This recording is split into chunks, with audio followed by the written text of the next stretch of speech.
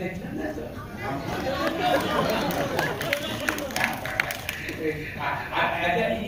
যে কথা বলছি এই কথাটা মানে বলছি হিন্দিতে লিখেছিলেন, তো আমরা আমাদের মনে হলো যদি উনি বাংলায় কথা বলতেন তাহলে হয়তো ইমানদারি বলতেন, কেননা অনেকদিন উনি এই উত্তর ভারত ইলাহাবাদ এদিকে ছিলেন নাকি, তো সেই জন্যই বাংলায় এমন করে বলছি, বুঝতে অসুবিধা। আর এই যে আপনারা আমাকে আমন্ত্রণ করে নিয়ে এসেছিলেন ফেস্টিভ্যাল, প্রবীণ বাবু কত সম্মান করে, তার জন্য আমি সত্যি আপনাদের সবার কাছে যাদের সঙ্গে আলাপ করলাম, সবার সঙ্গে কাছে আমি আন্তরিক কৃতজ্ঞ। তো উনি আমার ইন্টারভিউ দেবেন, আপনি ছোটবেলাকার কোনো ঘটনার কথা বলে যাও, ছোটবেলাকার কথা মনে করতে গিয়ে আমার নিজের যে বুড়ো দাদা বড়ে ভাই সাহেব বুড়ার কথা মনে পড়ে। বলুন স্যার। বলতে বলেছি আমার বুড়া আমার থেকে 5 বছরের বড় ছিলেন, 5 বছর, কিন্তু স্কুলে আমার থেকে 3 ক্লাস উঁচুতে পড়তেন, মানে 5 ক্লাস না 3 ক্লাস। না উনিও তেমনই ছোটবেলায় স্কুলে ভর্তি হয়েছিলেন, যেমন ছোটবেলায় একই রকম বয়সে আমিও স্কুলে ভর্তি হয়েছিলাম, কিন্তু শিক্ষার পতন এমন একটা মহৎ বিষয় আমার বুড়া একেবারে তাড়াহুড়ো পছন্দ করতেন না, মানে শিক্ষাগত বিষয়ে ভাবনার গোড়াটা, মানে শিক্ষার গোড়া সেটাকে এমন শক্ত করতে চাইতেন যার উপরে এক আলিশান মহল, মানে এক গৌরবময় উট্টালিকা খাড়া হয়ে যাবে, অর্থাৎ 1 বছরের না 2 বছর ধরে করতেন, কখনো কখনো 3 বছর লাগিয়ে যেত, ভিড় শক্ত না হলে বাড়ি যেমন করে খাড়া দাঁড়াবে। তো উনি বলেছিলেন ছোট, আমার বয়স যখন 9 বছর তখন তার জগা, তো আমাকে শিক্ষা দিবার, শাসন করবার, দেখভাল করবার এবং অবশ্যই স্নেহ করবার যেমন সেটা অধিকার তার ছিল, এবং আমার বিনম্রতা তখনই প্রকাশ পেত যখনই আমি তার হুকুমকে আইন বলে মান্য করতাম। তো স্বভাবসে মানে স্বভাবতই আমার বুড়া কিন্তু খুবই অধ্যয়নশীল ছিলেন, হয়তো সবসময় একেবারে সবসময় বই খুলে বসে থাকতেন সবসময়, আর মাঝে মধ্যে মগজকে একটু বিশ্রাম দিবেন বলে কখনো বইয়ের পাতায় অথবা লেখার খাতায় পাখি, বিড়াল, কুকুর এসবের ছবি আঁকতেন, কখনো একটাই শব্দ 10 বার 20 বার সুন্দর হাতে লেখা নকল করতেন, যার না পাওয়া যেতে কোনো অর্থ অথবা সামঞ্জস্য, একটাই কবিতা বারবার লিখে যেতেন। যেমন একবার আমি রচনা লেখার খাতায়, রচনা হয় না এসে এসে ভাই এসে হয়, এই এসে লেখার খাতায় একটা রচনা লিখেছিলাম, রচনাটা কি নিয়ে আমি আজ অব্দি বুঝতে পারি নাই, আপনারা পারলে বলবেন। রচনার প্রথমে লেখা ছিল একটা শব্দ ইসমিসাল, ইংরেজি শব্দ ইসমিসাল, তারপর লেখা ছিল আমিনা, একটা নাম আমিনা, তারপর লেখা ছিল ভাই, তাহলে প্রথম লাইন রচনা হলো ইসমিসাল আমিনা ভাই, পরের লাইনে ভাইরা ভেজা ভাই সকল ভাই,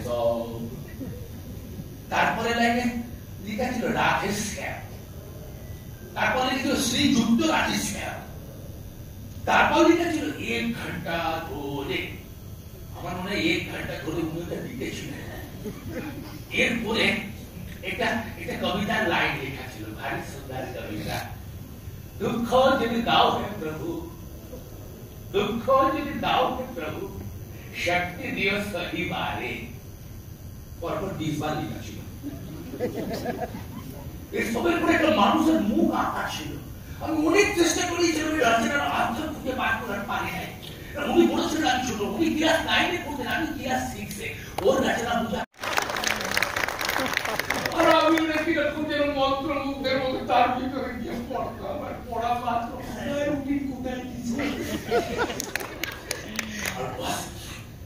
বোর্ডা তখনই সুযোগ পেয়ে যেতেন আমাকে উপদেশ দিবার, ওর ছায়া মারাতাম না একদম, সবসময় চোখের পাটি পেয়ে টিপে ঢুকছি, পাটি পেয়ে টিপে বেরোচ্ছে, মানে চোখের দিকে দৃষ্টিপাত করা মাত্র প্রাণাকে উড়ে যেত, মানে সর্বক্ষণ সবচেয়ে মাথার উপরে খাড়া হয়েছে, খাড়া তথাপি মানুষ যেমন মৃত্যু এবং বিপদের মাঝখানে এই সংসারের মোহ মায়ের বন্ধনে আটকা পড়ে থাকে, তেমনি আমিও बुढ़ारी इतना तिरस्कार, ये तो ऊपर से सत्य, खेला धूला मोहर हुआ धने आका पूरे था। फाइनल पूरी का हुलो, उड़दा फेल कर ले, आमी पास कर ला। আবার কেমন করে আমি জানি না, আমি না ক্লাসে ফার্স্ট হয়ে গেলাম। আমার বুড়ার ভিতরে বসে 2 বছরের ফারাক হয়ে মনে হলো কি বুড়ার বড়ি খাতনি কি হলো আপনি ঘোরটা পচা কি হলো এই আমাকে দেখো তো মস্তি করে খেলে বেরিয়েছে ক্লাসে টপ। কিন্তু তিনি এমন উদাস আর দুঃখিত হয়ে রইলেন, দেখে আমার মনের ভিতরটা হু হু করে উঠল। আমি টাকা খাই তুলে সেটা দিলাম না,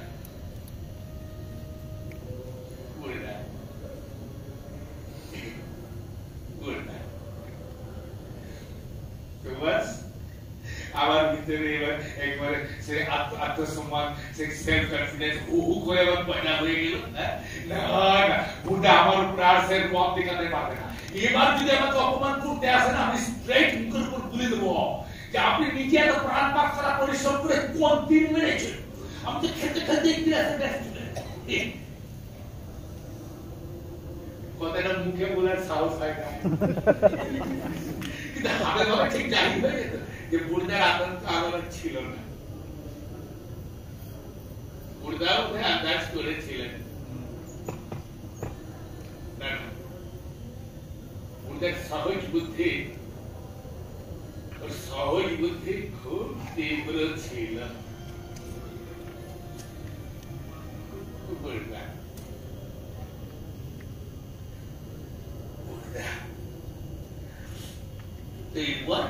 আমি না একদিন ভোরবেলা থেকে উঠে গুলি ডান্ডা খেলতে চলে গেছি। সারা সকাল আর দুপুর সে গুলি ডান্ডা খেলেই যাচ্ছি, মানে হুঁশ নাই।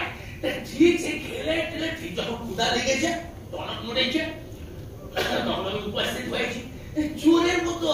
সে হসপিটালের পাঁচিল টিকিয়ে, সেই হসপিটালের রান্নাঘরের খিড়কির দরজা দিয়ে পা টিপে টিপে হসপিটালের রান্নাঘরে আমি ঢুকতে যাবো। ঢুকতে গেছি, দেখি রান্নাঘরে বুড়দা খাওয়া হয়ে গেছে, তাও বসে আছি। আমার খাবারও ছাড়া দিয়ে ঢাকা, যেন কিছুই হয় না। আমি এরকম করে আস্তে আস্তে গিয়ে আসনে গিয়ে বসেছি, খেতে যাবো। বাস বসা মাত্র বুড়দা তাতে মুখের তলোয়ারটা বার করলেন আর আমার উপর ঝাঁপিয়ে পড়লেন।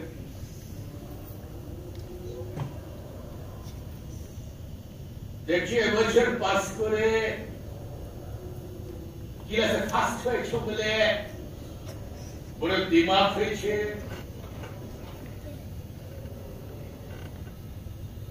কিন্তু ভাই আমার বড় বড় মানুষদের অহংকার খাটে না, তো তুমি যখন যুধিষ্ঠিরের ছাপ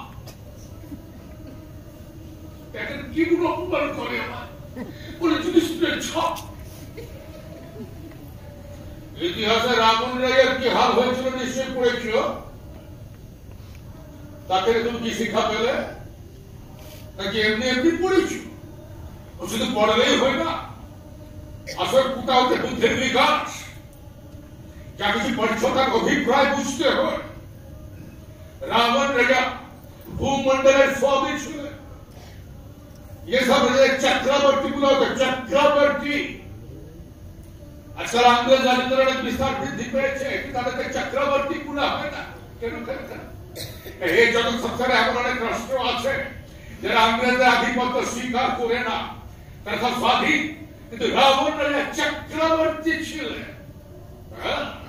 অন্য সব রাজারা তাকে কোয়ার দিতেন, কোয়ার।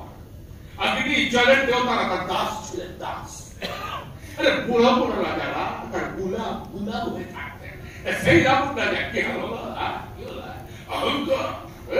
অহংকার তাকে পেয়ে বসলো অতি দর্পে হতল আরে এক ঘটি জল দেবে এমন লোক পাওয়া গেল না মানুষ আর যা কর্ম করে করবে অহংকার যেন কখনো না করে অহংকার করো আর ইহকাল পরকাল থেকে নিশ্চিত হয়ে যাও যাও যাও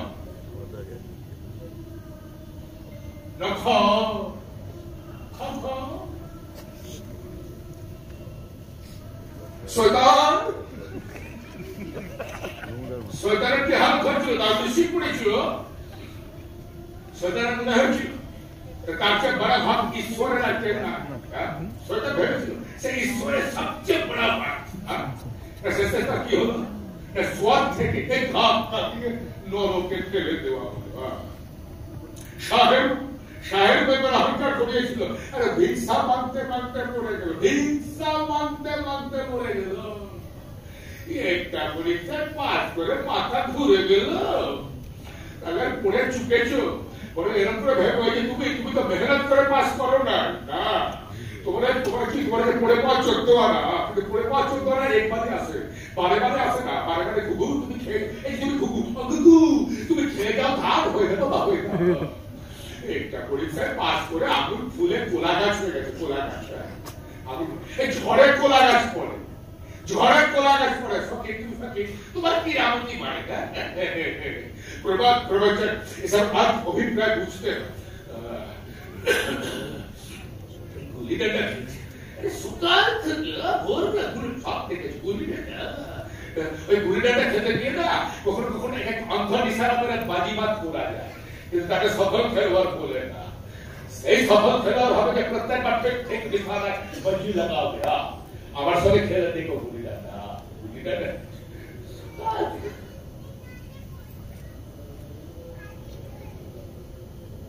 আবার ফেল করে নিয়ে তুমি মাথা ঘামিও না আবার ফেল করে নিয়ে তুমি মাথা ঘামিও না আমার ক্লাসে এলে না তোমার না ডাক্তার পাটি লেগে যাবে যখন এর জায়গায় জিওমেট্রি লোহার ছোলা ছিল তখন বুঝবে যখন ইংলিশ পড়ার ইতিহাস যখন পড়তে হবে তখন বুঝবে এসো না যখন ইংলিশ পড়ে বাদশাহের নাম ইংরেজ বাদশাহের নাম যখন মনে রাখতে হবে তখন বুঝবে ইংরেজের ইতিহাস কি মনে রাখা সহজ না ভেবেছো ইংরেজ রাজা বাদশাহের নাম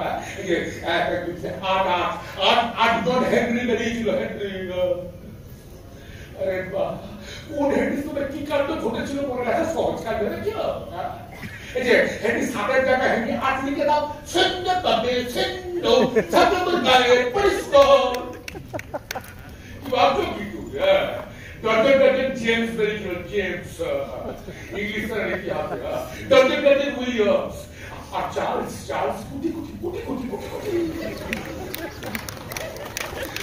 মাথা ভোগ করে এটা রোগের মতো হারে আমাদের নামও যুক্ত না একটা নামের পেছনে দ্বিতীয় তৃতীয় চতুর্থ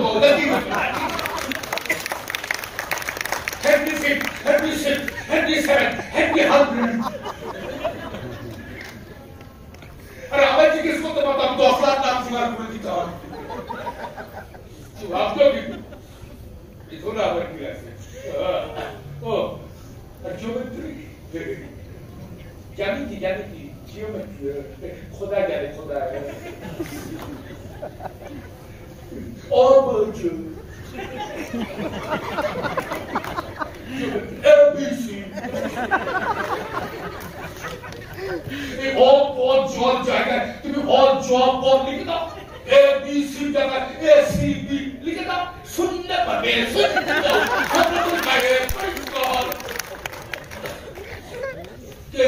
কেউ মমতাহীন পরিশ্রমে কেউ জিজ্ঞাসা করবে না আচ্ছা বলেন তো অবজু আর অজব ABC আর ACB এর মধ্যে ফারাকটা কি আছে ভাত ডাল রুটি খাচ্ছ রুটি ডাল ভাত খাচ্ছ একই তো হলো নাকি হলো কারণ সব ফালতু কথা যদি ছাত্রদের খুন করা তো ওরা পরীক্ষা করো ওরা তোমার কথা শুনবে হ্যাঁ ওরা কি দেখবে ওরা দেখো বইতে কি লিখেছে, বইটা কি লেখা আছে, ওরা চাইবে ছাত্রটা এক একটা শব্দের মুখস্থ করে দেবে, মুখস্থ বিদ্যার নাম দিয়েছে শিক্ষা, আর তাই দিয়ে বাজারে ছেড়েছে। সত্যি কথা বলতে সব মাথা বন্ধু হয়ে কথাগুলো পুরা দরকার বা কি আছে, কি ভাই বলো, লাভই বা কি আছে? হুই স্মরণের কারণে হুই লম্ব ফেলে দাও, ফেলে দাও, তার মূল লম্ব দ্বিগুণ হয়ে গেল, মানে কি হলো রে বাবা? দ্বিগুণ হোক না চৌগুণ হোক, অর্ধেক থাকতে আবার কি হলো রে বাবা? পরীক্ষায় পাস করতে গেলে সব বছর মুখস্থ করতে হবে, বলে দিল বলে দিল যে সময়ের সদ্ব্যবহার প্রবন্ধ, সময়ের সদ্ব্যবহারের উপরে একটা প্রবন্ধ লিখ, যেটা কিনা 4 পাতা কম হওয়া চলবে না। এবার কি করবেন? খাতাটা দিবেন, কলমটা খুলবেন, খাতার উপরে কাগজ দিয়ে গাইতে শুরু করে দিবেন। কেটে যাবে বলেন সময়ের সদ্ব্যবহার খুব ভালো কথা,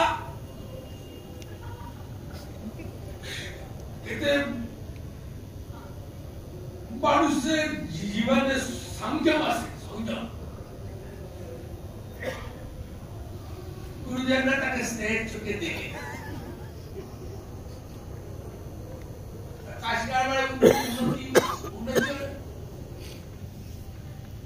সামান্য খুদের করে 4 পাতা কি করে লিখবেন? লিখে দরকার কি আছে? যে কথাটা একটা মাত্র বাক্যে বলে যায় তার জন্য 4 পাতা, এটা মুখামি ছাড়া কিছু? এখানে সময় সৎ ব্যবহার হলো, একটু অপব্যবহার হলো। ও কারণে খাতার খাতায় কথা কাঁদিয়ে যাও। আমি চাই মানুষের যা কিছু ভুলার আছে চটপট বলে নিজের কাজে চলে যাও, না তোদের 4 কথা রাঙিয়ে দিতে হবে, রাঙিয়ে ও লিখা যাই হোক না, লিখা যাই। ও আরে শোনো, যে ছোট ছোট 4 কথা না, পুলিশ ক্যাপ 4 পাতা পুরো।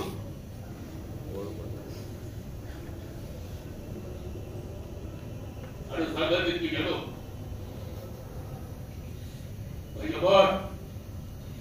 আরো সাংঘাতিক বিজ্ঞান বলবে কি যে সংক্ষেপে লিখো,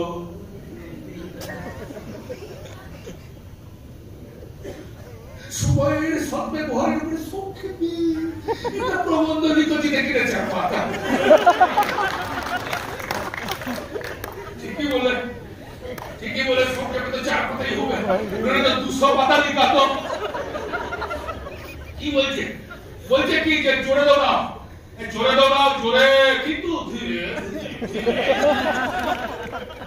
উল্টা কোথা হলো না? এটা বাচ্চা ছেলেও বুঝে, আরে পরীক্ষার্থীরা এতটুকু জ্ঞান নাই, আর তারা বলে তো অধ্যাপক আমার ক্লাসে যেদিন আসবে না বন্ধু, সব দাম বড়ি বেটা দিতে হবে, বড়ি চার্জারটা তখন বুঝবে। একটা পরীক্ষায় 5 ফুট এখন মারতে পাপ করছে না, সাপের 5 পাটি এটা শুনো, আমার কথার একটা দাম দিও।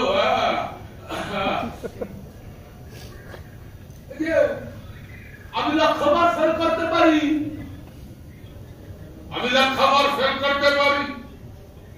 কিন্তু আমি তোমার থেকে 5 বছরের বড়।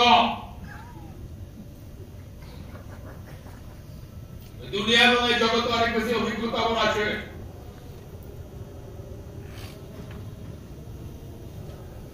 যা বলছি সাবধানে নিজের ঝুলিতে রেখে দিও, দিলে পরে কাঁদতে হবে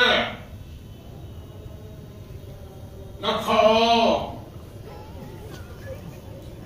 প্রণাম যারা করে তাদের খুব পূর্ণ হয়, আর আমার কাছে মনে হয় প্রণাম যারা নেয় তাদের খুব ভয় হয়।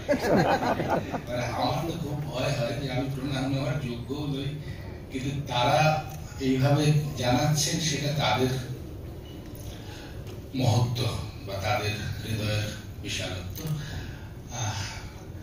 আমি ওইভাবে প্রণাম নিতেও পারি না, আর নেওয়াটা উচিত, মানে আমার নিজের কাছে মনে হয় না, ক্ষুদ্র সাধারণ মানুষ খুব আনন্দ করে ছোটবেলা থেকে থিয়েটার করতে চেয়েছি। চলে গেছে গো সে পর্যন্ত যদি একটু কষ্টও হয়, সেই কষ্টটাও যেন আনন্দেই করতে পারি তাই জন্য। কিন্তু আমি প্রবীর বাবু এবং তার বন্ধু এরা এতটা আদর দিয়ে, এতটা ভালোবেসে, এত সম্মান নিয়ে আমার সঙ্গে যখন দেখা করতে গিয়েছেন ওয়ার্কশপের ওখানে, বাইরে ছিলাম সেইখানে, তো আন্তরিকভাবে আমন্ত্রণ জানিয়েছিলেন। তো আমি একটুখানি সত্যি আপ্লুত হয়ে গিয়েছিলাম আর কি, যে এইভাবে বলছেন। না বলে অনেকেই বলেন, কিন্তু এই বলার ভেতরে কিরকম যেন একটা স্বচ্ছতা, একটা সারল্য ছিল। তো সেই সারল্যটা আমাকে সত্যি মুগ্ধ করেছে। আর আপনারা যে এত এসেছেন এখানে দেখতে, আর যে তার জন্য আমি ধন্য। আর মেঘনাদ বধ কাব্যের কথা বারবার বলছেন। তো মেঘনাদ বধ কাব্য বলে একটি নাটক আপনাদের অনেকে জানেন, কিন্তু অনেকে হয়তো জানেনই না বা দেখেননি। নাটকটি গত 30 বছর ধরে হচ্ছে। 30 বছর ধরে আমি করার চেষ্টা করছি, এখনো হচ্ছে। এই সামনে 23 তারিখে শনিবার আবার দুপুর 2:30টার সময় একাডেমিতে আছে। তো এই নাটকটি আমার জন্য নয়, মাইকেল মধুসূদনের একটি অমর রচনা মেঘনাদ বধ কাব্য। যদি আপনাদের মনে হয় যে, মানে আমি ছোটবেলায় একেবারে বুঝতাম না যে কাব্য আমাদের প্রচন্ড কঠিন লাগতো, আমাদের অনেকেরই লাগতো। ইন্দ্রজিতের যজ্ঞ গৃহের লক্ষণ এই জায়গাটা আমাদের পাঠ্য বিষয়ের ভিতরে ছিল, কিন্তু সেটা আমাকে খুব সত্যি মানে একেবারে অন্য জগতে নিয়ে গিয়েছিল আর কি, বা এখনো যায়। প্রত্যেকটা অভিনয়তে যায়, প্রত্যেকটা রিহার্সালই যায়। তো সেটা 30 বছর ধরে চলছে। মানুষ খুব ভালোবেসেছেন সেই নাটকটিকে, এবং অবশ্যই তার নাটকের আগে সেই কাব্যটিকে দেখতে যদি মনে হয় আসবেন শনিবার দুপুর 2:30টায়। আর আপনাদের থিয়েটার ফেস্টিভ্যালের যেন এইরকম সফলতার সঙ্গে এগিয়ে যায় এই কামনা করি। অনেক ভালো থাকবেন। নমস্কার।